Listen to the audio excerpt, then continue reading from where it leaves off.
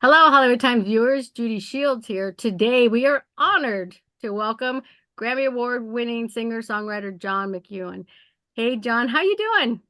I'm doing pretty good. How about you? I'm fantastic. You're looking awfully good there. I love that hat of yours. Looks Thank you. good.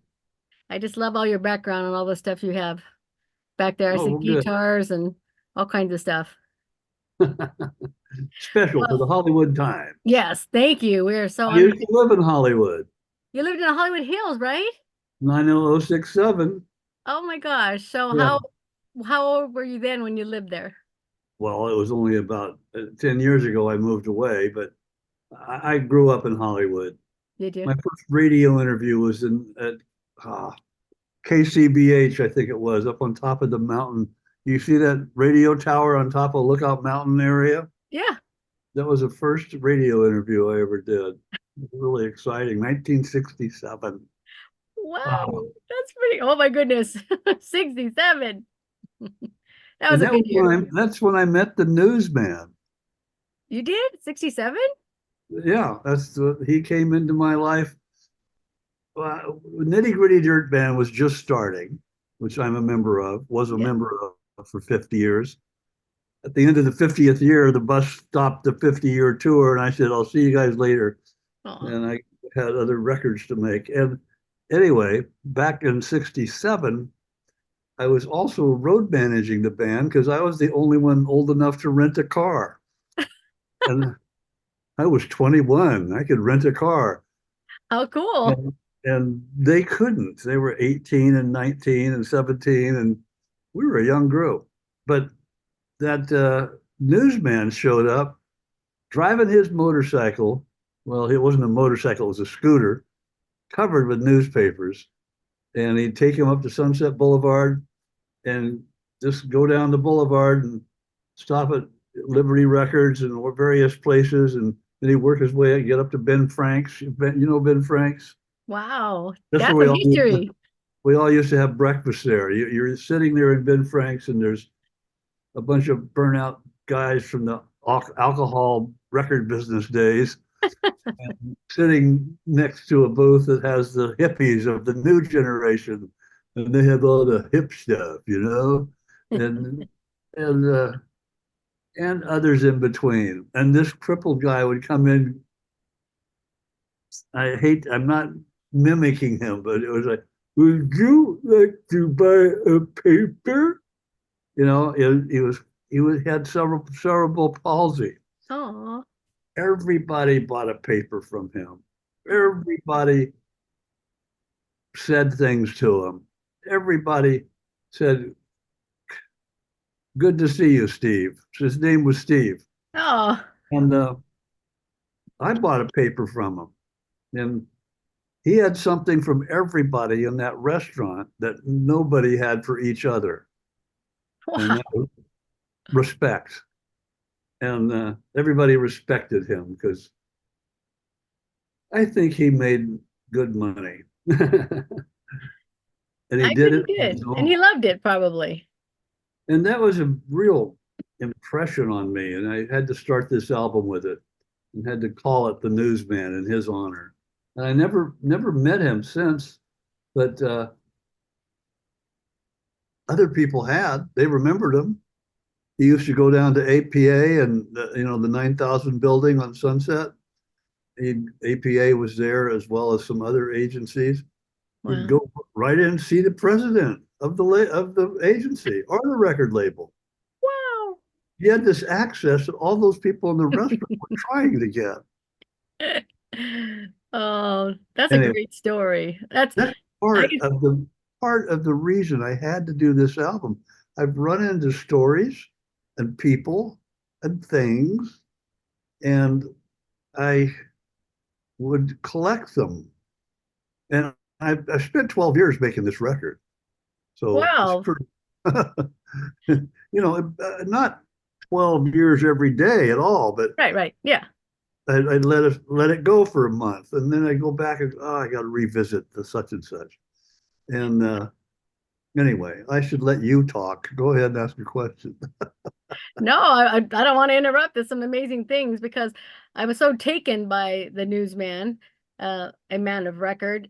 We actually premiered Old Rivers because that was Oh, such a great song. So the Hollywood Times premiered that when it first came out. So what I wanted to do was spend some time talking about each one of the songs that's off of the album because I think that's what we're here to do, and the titles, where it came from, and in that 12-year history, what do you want what to brought know? that up.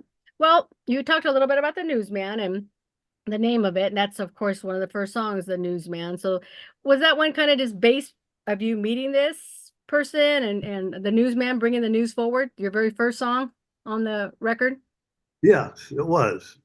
And I wrote that 12 years ago and found the music for it, put it together and edited it, and then went back a year later and remixed it, and went back a year later and remixed it. And anyway, because I like the music. The music I'm using.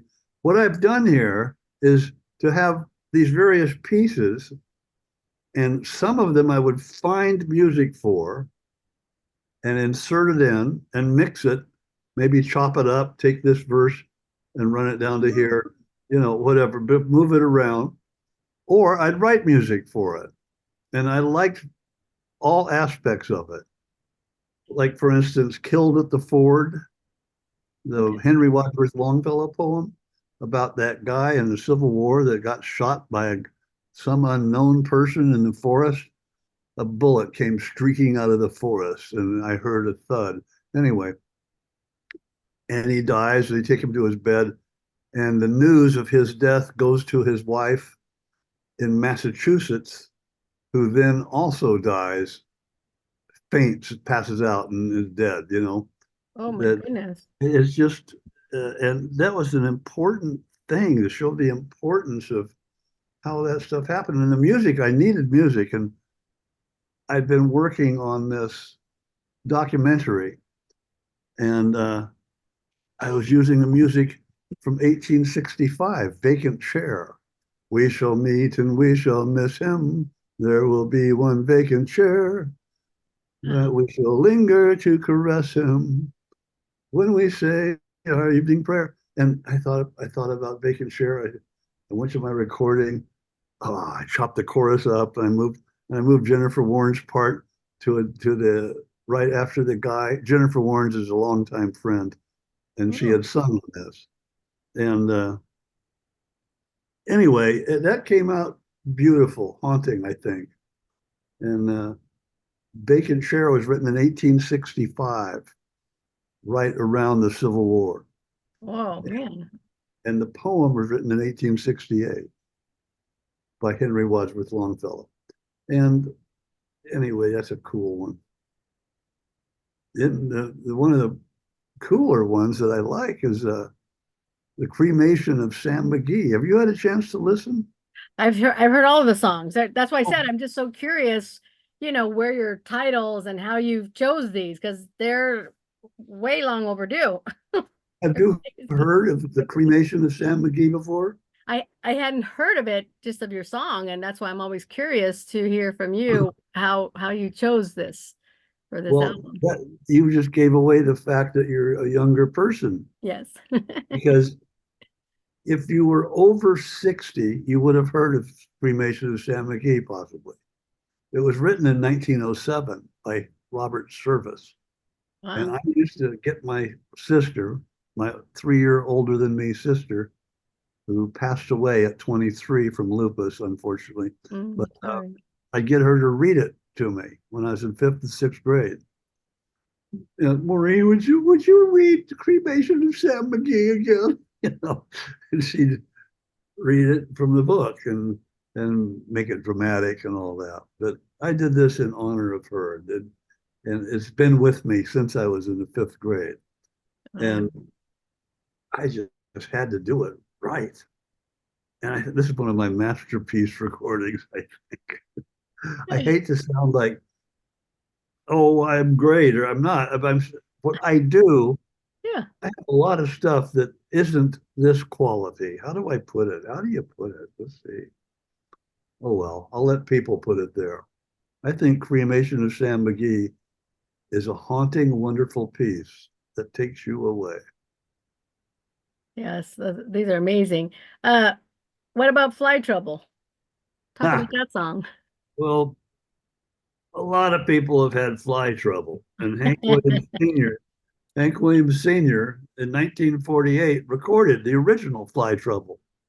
And this is an homage to my brother, who was my manager and record producer, and he managed the Nitty Gritty Dirt Band. And he said, "You ought to do Fly Trouble." And I listened, and then I listened to the song, and I went, "All right, I'm doing Fly Trouble." You know, did you ever sit straight up in bed with something circling around your head? It's what it is. It whizzes by, and it's just one pesky little fly. And anyway, it came together, and I put it together with a really hot group of pickers in Nashville. Um, Joe Osborne on bass was cool, Wow. and Mark O'Connor, one of the best fiddlers in music. Uh, he's really got his own career now. This is one of his early sessions, and anyway, it came together.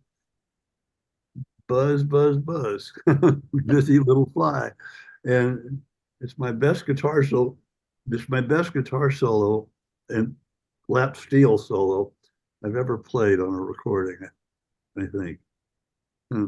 I'm glad I did it, but I think there's at least all of us have had some kind of flight trouble. So that's a great song. Those little pesky flies.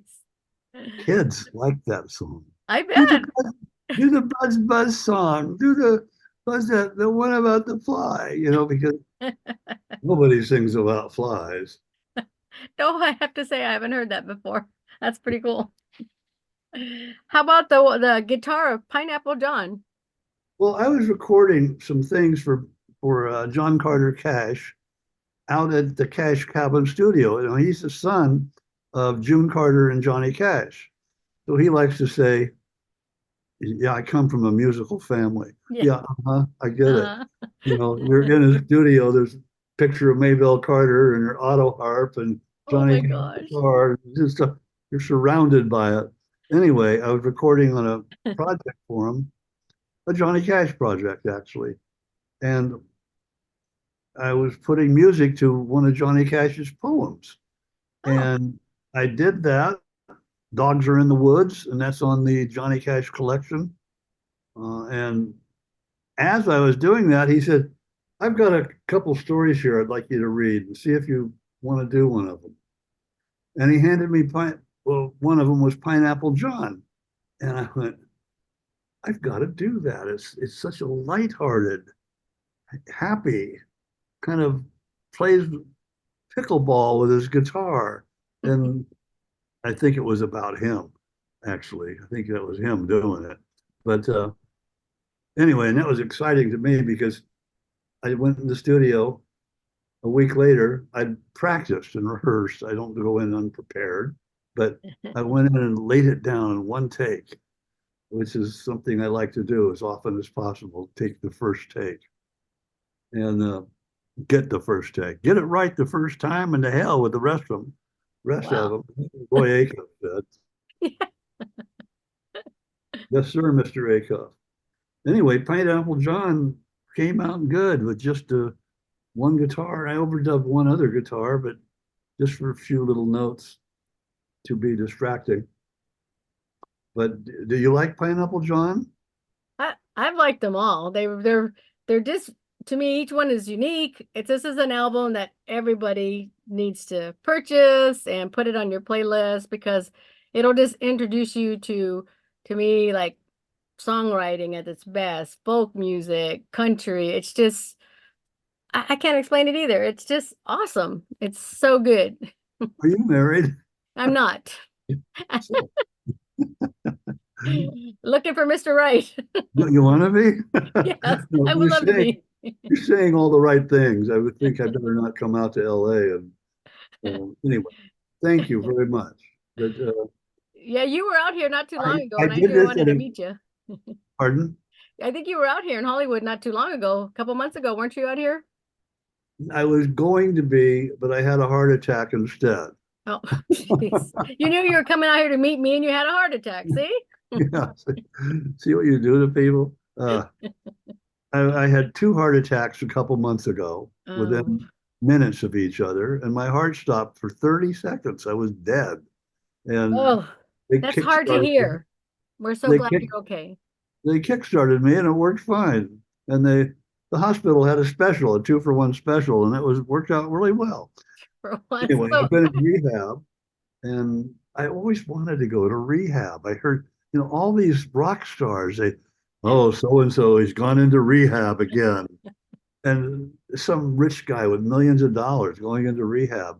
So maybe that got him the money, maybe not. Maybe it helped. Maybe anyway. So I'm in rehab right now. good. Well, we're glad to hear that. And so now we'll wait for the new song called Kickstarting twice or something about your heart attack. Right, I gotta do that. Boy, Rehab and kickstarting and rehab or something, you know? yeah. Well, we're And, glad and blessed that you're okay. and what was weird is I'm in the hospital in the ER, and it was the day my album was coming out. This album came out, That's right. I wondered and why I didn't hear from you. you're supposed to be on the road promoting your records. And fortunately, I'd done about 30 interviews before the heart event, and Oh, I could let them ride. And so you're getting me pretty fresh right now. all right. I'm glad you liked the record because I took some real chances with Oh, it. The chances were there's no singing songs on here. Oh, I hope people can stand that. Well, they listen to rap music a lot, and there's no verse and chorus. Well, except some of them have some singing things. Well, some of these have some singing things. And, it's like I'm arguing with myself. I yeah. was going to put a couple songs on here, but I just went, no, keep it spoken word, except for the Yeah. instrumental. Right, the instrumental. Jules, Yeah. Which Jules is, theme. yeah, it's the voice, and you have an amazing voice to tell these types of speaking songs. So if anyone was going to do it, it was meant for you to do it. And 12 years later, when It's your so much voice is fun to, good. it was so much fun to go. We were mushing our way over the Dawson Trail. Talk of your cold through the park is folded, stabbed like a driven nail. If our eyes would close, our yeah, anyway, on and on. I could get into it. Our life is frozen until sometimes we couldn't see. Oh But the my only one God. to whimper was Sam McGee. And anyway, it's really fun to do that. You can't do that with a song as well. You Nope. got a verse and a verse and a chorus and a verse and a chorus and a chorus, instrumental. Yeah. It's different. Like I It's said, it's an amazing, brings me back to older folk songs and early country when they did a little bit of talking, and add a little bit of harmonica or whistle here and there. And I think it's great. Congratulations. yeah, talking blues have been around a long time too. In fact, that's one of the first things that I learned when I was learning how to play. I was 17 years old with a guitar, Hmm. and I couldn't sing then either, so I didn't. But I learned some songs. But I Yeah. learned songs like every time I come to town, the boys keep kicking my dog around. Makes no difference if he is a hound. They gotta quit kicking my dog around. See? And and you know, me and Lynn Briggs and old Bill Brown, we took a load of corn into town. My old dog Jim, he's an ornery old cuss. He just naturally followed us. And anyway, it was like I would do some of those, and every now and then I do one on stage. It would go over. One of the ones I've done on stage a bunch was the Mountain Whippoorwill, Oh, and that has been with me. I am the guy that's supposed to do that because I did it. I played behind Steve Martin doing it when we were in high school. wow. He couldn't play the banjo and talk. So I said, Steve, I'll play the banjo, you talk. That was the first standing ovation I remember. We were playing some little concert, and at the end, the first time we did it, the Mountain Whippoorwill, and it ends. and the room was absolutely silent. And Steve looked at me, and I looked at him. Do they know it's over? And about 4 seconds went by, and the place just exploded into. It was a standing ovation, first one I ever remember, Oh my gosh. and that was really fun. Anyway, Steve quit doing it because it was his comedy started working. He used to like to do other poetry too. Yeah. He had kind of a jumbled act. Went from poetry, magic, balloon animals, comedy, and but anyway, and that led to. Oh, by the way, just in coincidental, a couple of people, Jazz Ingram and Mr. Fennehy, um, they worked for the Mellow Mushroom. Oh, they worked for the Mellow Mushroom Company, and they did artwork. And they wanted to do an artwork version of the Mountain Whippoorwill. That's amazing. It's So fantastic. I've got a children's book that tells the story of the Mountain Whippoorwill. When And did that come out, John? well, you know, you're not supposed to put out things at the same time, but oh, what the heck? I'm and actually, I'm glad I did it because I was thinking, what if I'm not around much longer? Then I had the heart attack. John. This book was finished, but I have this available on my website where you can also get the Okay. album, and you can get the album at Amazon or Spotify or anywhere, but I can't sign it. If you want a signed one, a record, a CD, you can get them from johnmceuen.com, MCEUEN, or Google Nitty Gritty John, and Yeah. my name comes up and the website comes up. Oh, But great. We'll put a link there for it though, so that folks can go right to it and purchase your amazing CD and that book. I've got to get that book for my grandson. He's 5. That'd be well, great to it's share with him. fun. It's fun. You can play the Mountain Whippoorwill on the album and Okay, sit there and go through the book. you You got know, it. I'll do that. I wanted to do it like that. So Yes. so Cool. and then it's anyway. It's quit reading the book. Uh, Interview as an author too. So your first, and it's is only that your ten first book? dollars. It's only $10 There you go. Is that your plus first book, John? shipping and handling, and it's $25 to mail it to you. But no, it's not. That's so true. Keeps No, it's going up not. every month. What did you ask?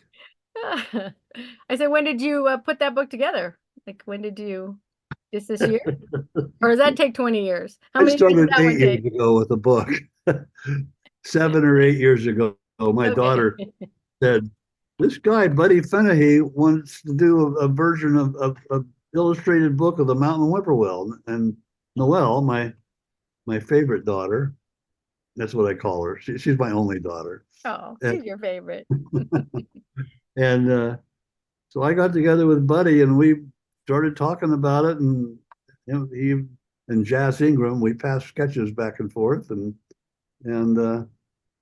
last year it was ready, but I didn't have any. It was better to release it now, I think. Yeah.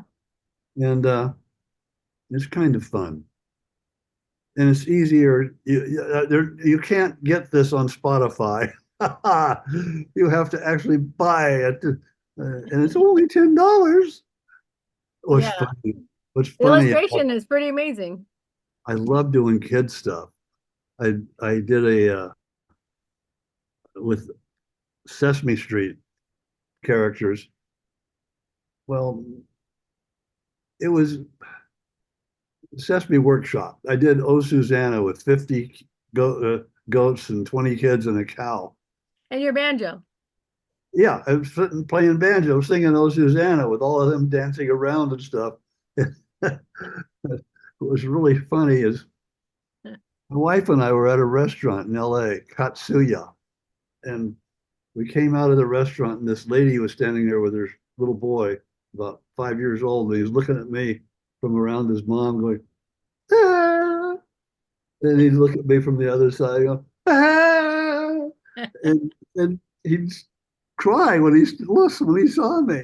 And he His mother said, I have to explain something to you.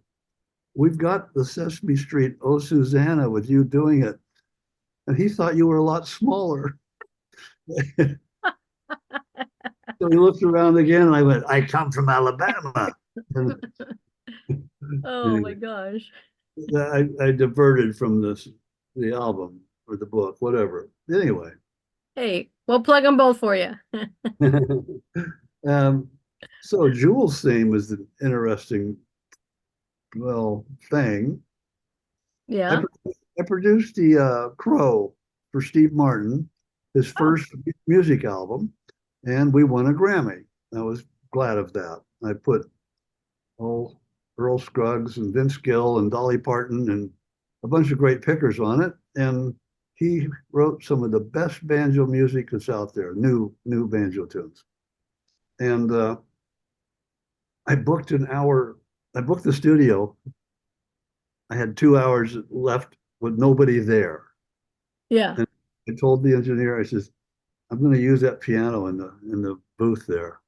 So set it up and we'll do it after everybody's gone. And I laid down the piano part for the song that I'd written. Then the next year, I put guitar to it. And then a year later, I put another guitar and then the bass. And then a year later, I had a girl play the oboe on it.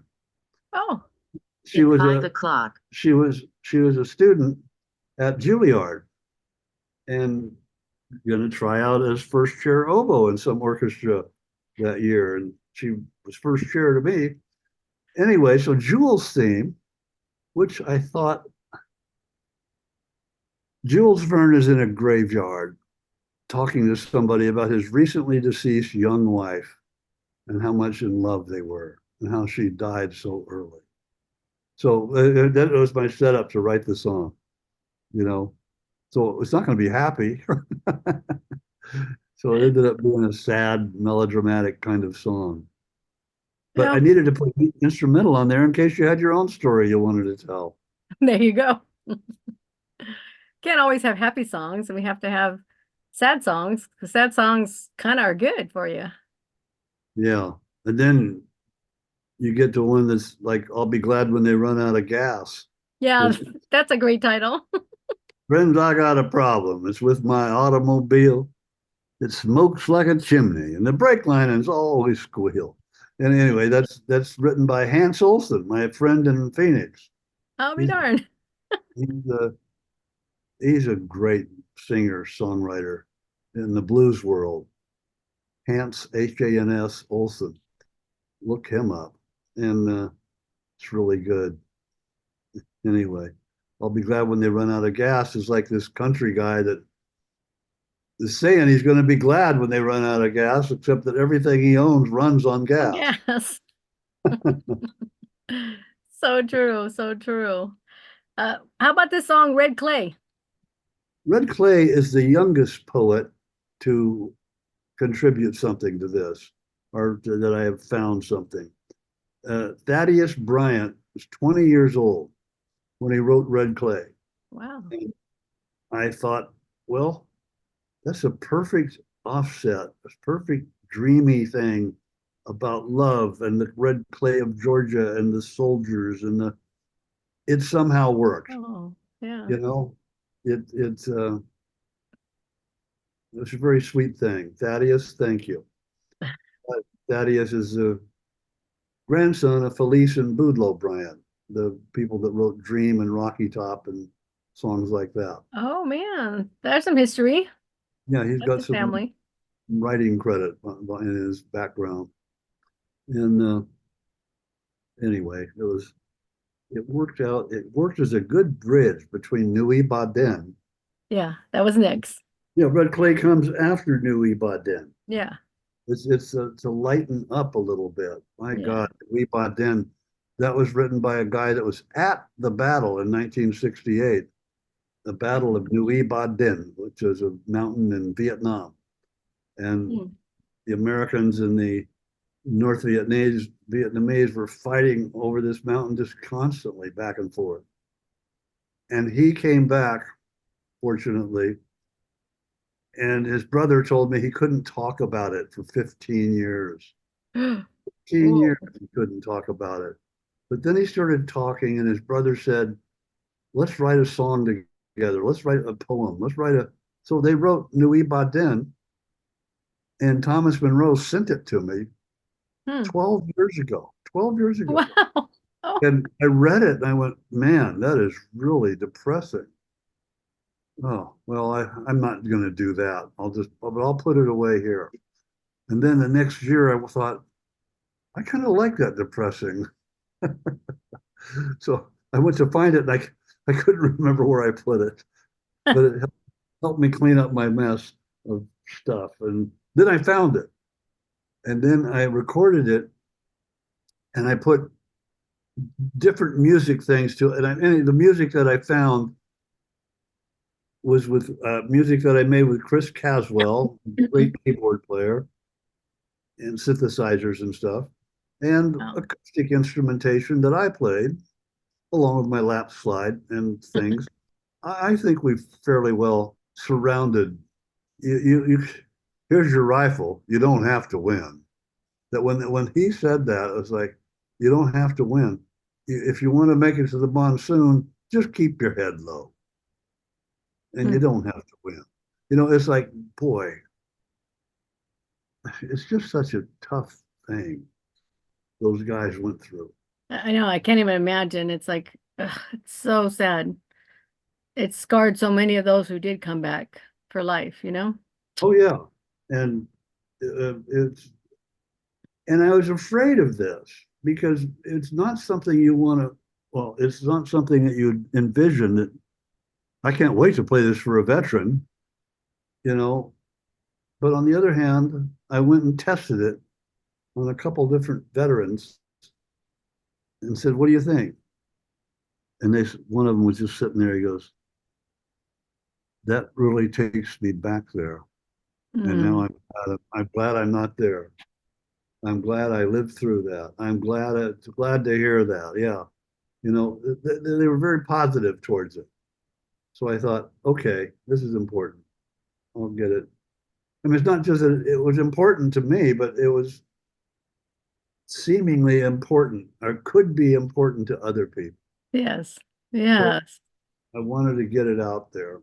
And it ended up on this ambling along album that was getting collected in my hard drive. I mean, that is really cool to hear your stories of how, like you said, it didn't take you 12 years day by day, but that song 12 years ago, it said here, you just found it, and it makes us think of this album, how to appreciate it even more, of the time and what you did in your heart and your mind to create this Newsman that you wanted to for so many years. Yes, just I was just meticulous about it. I didn't want to put something that I didn't want. I had Mhm. nobody telling me do this, do that. Yeah. I had David Hoffner playing keyboards. That's enough for this song. Chris Caswell on this one. That's enough for this song. Nobody on this one. That was just me. I played old guitar and bass and mandolin and something else, and that fits. That's what that little orchestra needed, sounding like a little mandolin orchestra of 1890, and Wow. different things. One of the neat things is the music that I used under the Newsman is a tune that I recorded live in LA. I recorded it live, stereo, 2-track, at a place called the Hawk Shop in 1968. Oh, wow. So the music is a song written in the 20s, and it's played by two people who are both dead now, Spencer Quinn and David Bourne, who have passed away, I'm sorry to say. Oh, But